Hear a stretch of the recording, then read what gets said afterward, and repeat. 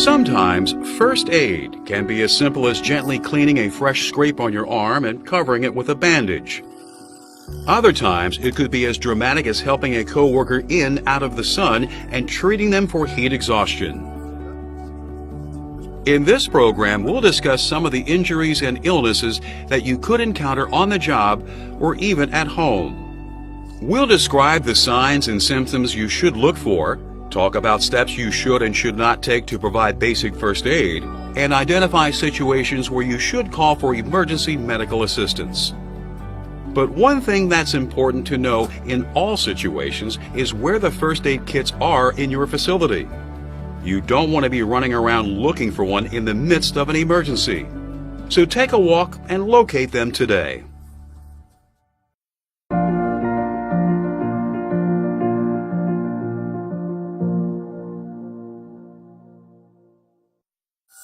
Our ability to see is precious, so it's important to know what we can do to safeguard our vision and avoid making things worse when we deal with eye injuries.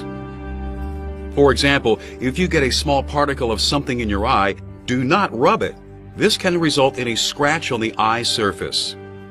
Instead, allow the eye to flush the particle away naturally with tears. You can help by blinking the eye repeatedly and pulling your eyelid out gently, then letting it slip back into place. For stubborn particles, try rinsing the eye with water or artificial tears. If that doesn't work, see a doctor. Cleaning solutions, solvents, and other chemicals can cause serious burns if they get into our eyes. If you get splashed by one of these substances, stay calm and keep your eyes open. Closing them traps the chemicals against the eyes, where they will cause more damage. Instead, go to the nearest source of water, a sink, water fountain, eye wash station, whatever is available, and rinse the affected eye. Hold it open with your fingers.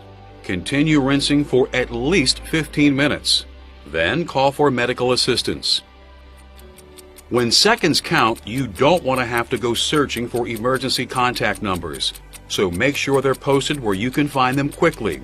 Program them into your phone too. If a large object, such as a piece of glass, splinter, or nail becomes embedded in a coworker's eye, do not try to remove it. Pulling it out could cause further damage. Instead, call for medical assistance immediately. Cover the affected eye with an eye shield or the bottom half of a paper cup and secure it lightly in place. Then wait for the EMTs or get to a doctor.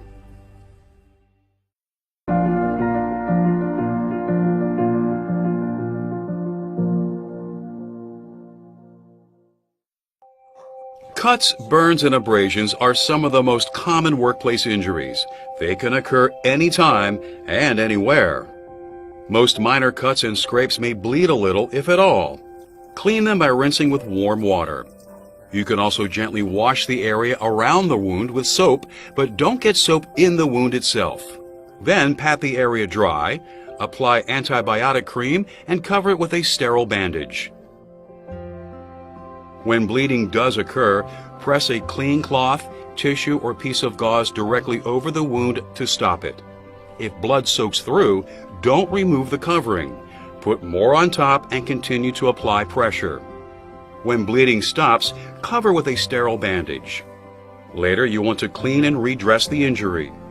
To remove the scabbed bandage material, soften with warm saline solution and proceed slowly, or see a doctor. Serious wounds require medical attention. Call 911 when the wound is deep or has gaping or jagged edges, the bleeding will not stop, or blood is spurting from the site. It's important to remember that coming into contact with another person's blood could infect you with a blood-borne disease, such as hepatitis B or AIDS. So avoid contact with anyone's blood but your own. Before assisting a person with a bleeding injury, always put on a pair of sterile gloves. There should be a pair in your first aid kit. Burns require a different approach. Since even minor burns can be very painful, hold them under cool but not cold running water to ease the discomfort. You can then apply moisturizing cream, aloe vera gel, or a burn treatment product. If a blister forms, try not to break it, but if it does break, leave the skin in place. Clean the wound gently with soap and warm water. Then apply antibiotic cream and cover the area with a gauze bandage. You should be able to find all the supplies you need to treat minor burns in your first aid kit. For more serious burns with large blistered areas or charring, call 911. While waiting for help, you can comfort the victim by elevating the burned area and applying a cool, moist bandage. Do not immerse major burns in cold water. This can cause hypothermia and shock.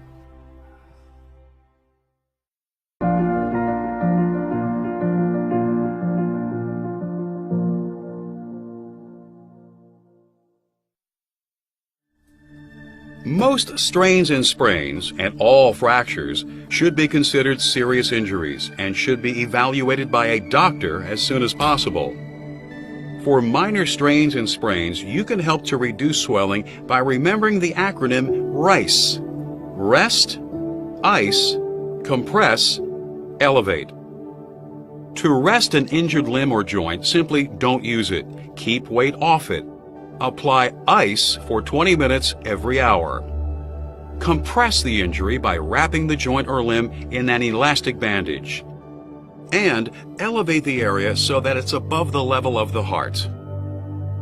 Begin RICE therapy immediately after an injury and continue it for 24 to 48 hours or until you see a doctor. More severe injuries require different measures. Call for emergency assistance immediately if a person's limb or joint appears to be deformed, a bone is protruding from their skin, or you think they may have broken bones in their head, neck, or back. You should also get help if the victim feels severe pain or numbness, can't move the injured joint or limb, or the limb buckles when they try to use it. In these cases, don't move the person unless it's necessary to prevent them from suffering additional injuries. Don't try to realign a broken bone yourself or push in a bone that's sticking out either. If the injured person feels dizzy, is breathing rapidly, has pale, clammy skin, and enlarged pupils, they may be going into shock. Shock is a life-threatening condition that occurs when your system tries to cope with trauma by redirecting blood flow within the body. This can cause some organs to get too little blood and can result in organ damage or even death if nothing is done to stop it.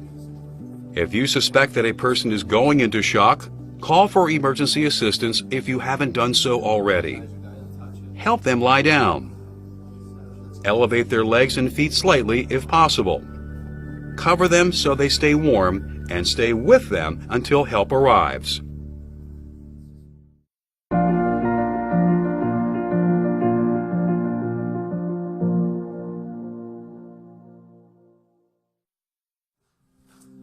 When a person is having a heart attack or going into cardiac arrest, it's a grave situation. Their life is in immediate danger.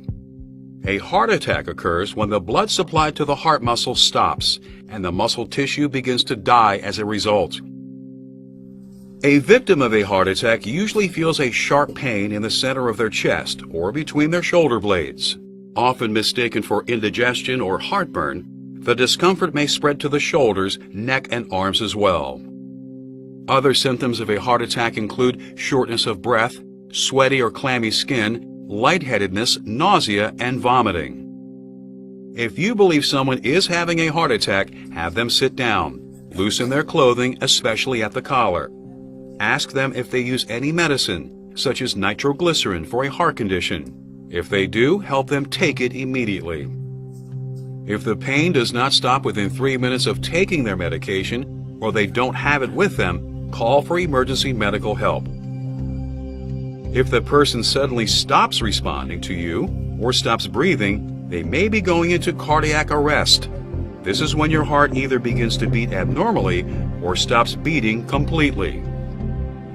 Tap them on the shoulder and shout, "Are you okay?" If they show no reaction, have someone call 911. Begin CPR immediately or use an AED, automated external defibrillator, if one is available and you know how to operate it. CPR and the use of an AED can significantly increase the victim's chances of survival. So if you don't know how to perform CPR or use an AED, get help from someone in your company who does. And consider getting training in these skills yourself. It could save a coworker's life.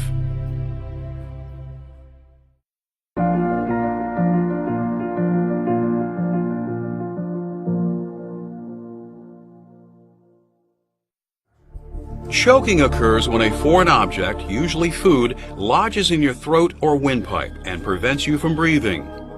A person who is choking will be unable to talk.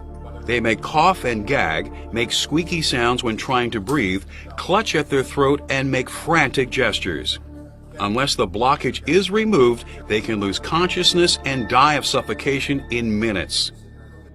So if a person begins choking, you need to help them immediately.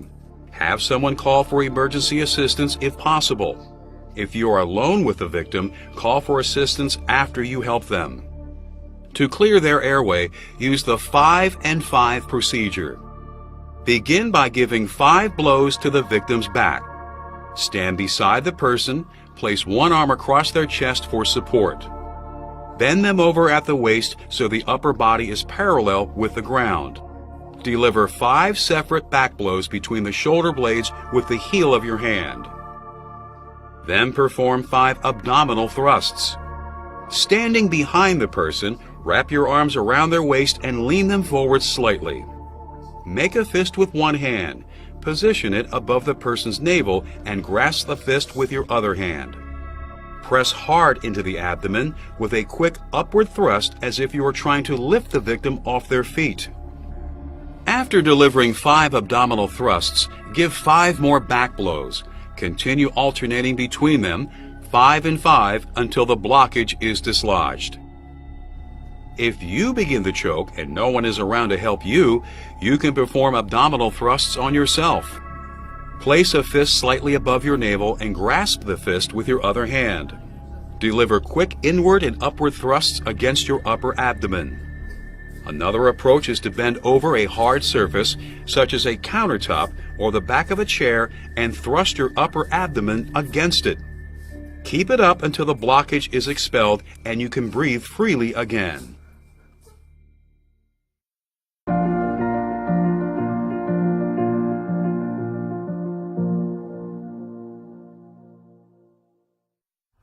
Our body has automatic cooling processes that normally bring our temperature down when we get overheated. But sometimes those processes get out of whack, and when they do, heat-related illnesses such as heat exhaustion and heat stroke can occur. For example, sweating helps cool us through evaporation, but the process also drains our system of the water and electrolytes that keep our body functioning normally. When our water and electrolyte levels get too low, we begin to suffer from heat exhaustion. Symptoms of heat exhaustion include excessive sweating, cold, clammy skin, headache, dizziness, weakness, and nausea. If you believe a person is suffering from heat exhaustion, get them into a cool or air-conditioned area. Loosen their outer clothing. Have them drink cool liquids, such as water or sports drinks that contain electrolytes, but nothing that contains caffeine or alcohol. Then cool them down by spraying or sponging them with water, fanning them, or applying ice packs if they are available. If the victim doesn't recover within 60 minutes, they should be taken to a clinic or emergency room to be evaluated by a doctor. Sometimes the body's natural cooling system can break down completely. Then we stop sweating and our temperature can go through the roof. This is known as heat stroke. It can severely damage internal organs, including the brain, and can even be fatal. The skin of a heat stroke victim will be hot and dry. They may stagger and appear to be confused. Eventually, they may have seizures and lose consciousness. If you suspect someone has heat stroke, call for medical assistance immediately. Get the victim out of the heat and give them the same cooling treatments as for heat exhaustion. Stay with them until help arrives.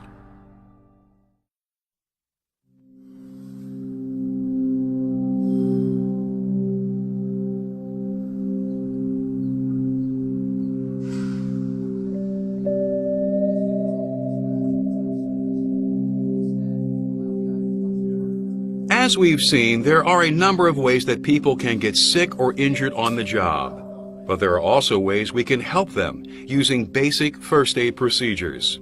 Let's review. You should know how to use first aid to help treat minor illnesses and injuries.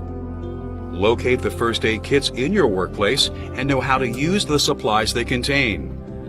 Learn to recognize injuries and medical conditions that require emergency assistance. Make sure local emergency numbers are posted where you can find them quickly. Program them into your own phone as well. Know how to use the abdominal thrust and 5 and 5 procedures to help a person who is choking. Look at getting trained in CPR and how to use an AED. It could save a life. By knowing when someone needs first aid and what you can do to assist them, you can help minimize the impact of a coworker's injury or even save a life.